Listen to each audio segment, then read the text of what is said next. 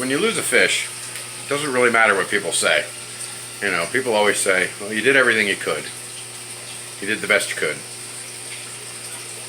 And you want to believe them. You want to believe you did everything right. You want to test. You feel like you did the right thing. You think you did the right thing, but you don't really know. So I decided to run a test. So I have tested this water 30 times.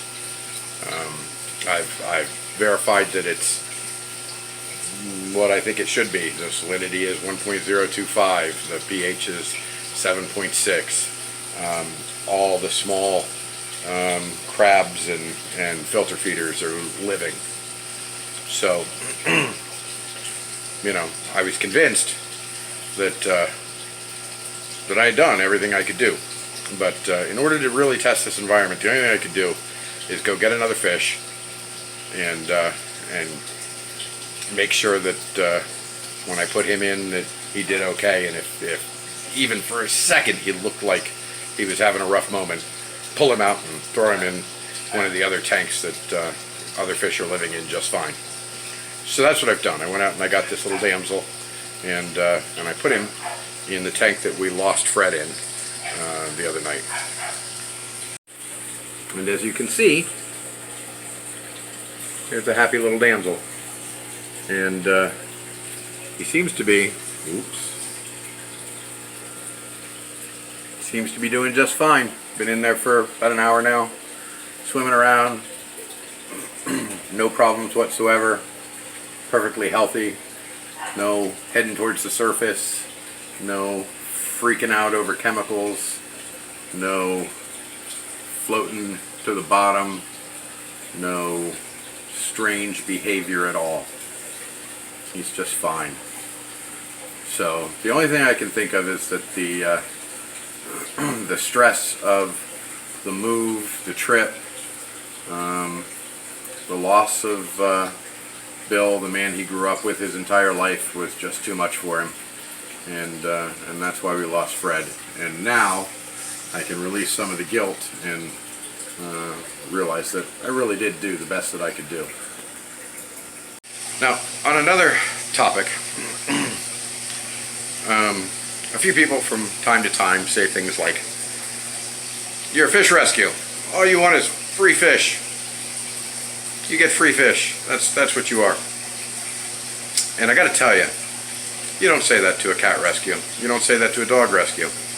You only say it to fish rescues.